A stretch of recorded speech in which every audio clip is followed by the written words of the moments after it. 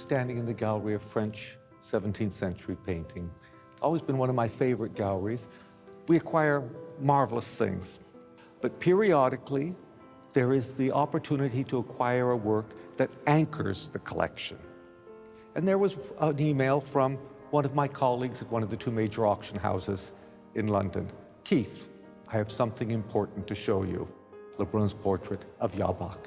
This is not a picture for a Fifth Avenue apartment. It's not a picture for a small museum. It's a picture for a great museum with great ambition. We talked about the provenance of the picture, the price, and so forth. I said, I'll go back to my director and we'll see what we can do. Keith is one of our most passionate and enthusiastic curators. He regularly comes to see me and tell me that he has just seen the most incredible, important object that we have just got to have a go for. But when he actually told me about this in detail, I thought, wow, this is an early work by the great Charles Le Brun. I saw it first in photographs, and then I was in London, I went to visit it. It just blew me away. There were two major problems. Firstly, would we be able to get an export license? Secondly, it was a big picture with a very big price. We've been helped many times over the years by Jayne Wrightsman with great French paintings. And once again, Jayne, our great benefactress, stepped up and said that she was prepared to help us. The second problem remained, the export license. We waited really with bated breath over 1 month, 2 months, 3 months. There was all sorts of rumor and speculation. It really looked as if we were going to get it, and indeed, we got the license. This was a trajectory that nobody could have imagined.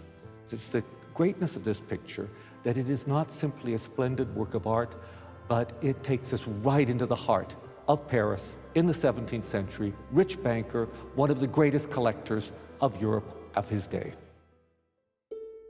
The picture was painted by Charles Le Brun for Everhard Jabach from Cologne, Germany. He moved to Paris in 1638 and became one of the wealthiest men in France. He amassed an incredible collection of paintings, which in 1661 were acquired by the crown. This became the core collection for the Louvre. This landmark picture of one of the great collectors is really one of the keystones of French 17th century painting. It's Le Brun going beyond himself, I think, for somebody who we are told by his biographer was a like mind and shared passions. And the fact that in this family portrait, he has allowed Le Brun to introduce himself as a reflection in a mirror tells the whole story about the relationship of these two kindred spirits. But you'll see that the picture is divided right down the center. Jabach, his artist, his cultural interests, presided over by Minerva, Serlio's treatise, the Bible, 3 colors of chalks, and this is just the point when 3-color chalk drawings are coming into fashion. And there's his family, and every one of these people you seem to know. This reminds me of a younger daughter. She can't keep her hair up. The ribbons are coming untied. She's playing with a mirror. She's tickling her brother, but you know the next minute she's going to pinch him. Little Anna Maria, who must be about 11 years old here, has just come into her own. Look at the whippet. The tail caught up between the legs. This is the dog nervously waiting to find out what it is she wants him to do. The mother with this extraordinary dignity, and then little Everhard, who is serving as the bridge between these two worlds. It's very French. You have grandeur, but intimacy. This is just before he becomes the king's painter and takes over the decoration of Versailles and all the king's projects.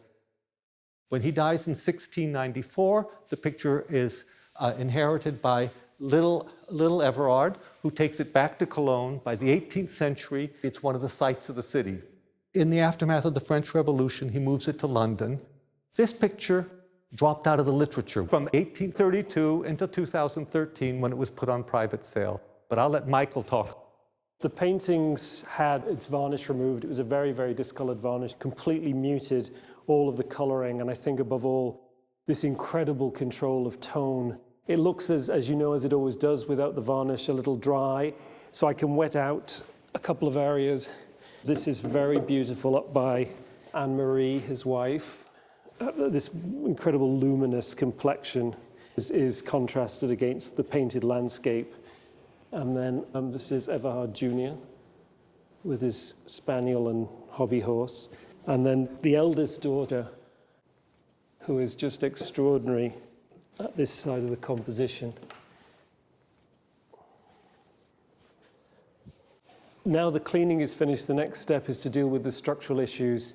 The top 18 inches of the canvas was turned over a smaller stretcher to fit it into a domestic hallway. And it has been turned out, but rather hurriedly before we acquired it. And so what I'll need to do is try and get out those distortions that rather interrupt the composition. So that's the next step.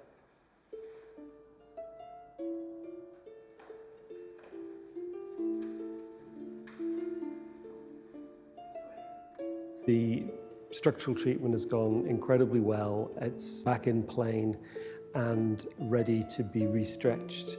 I've attached already a new strip lining which will facilitate that. Once a little consolidation has been done, it will be put back upright on the easel, revarnished, which will completely saturate it so you'll read the full colour and tonal range of the painting and the composition. And then dealing with a few little losses in the painting, and then with a final varnish, the picture in a few months should be on display in the galleries for the public to see.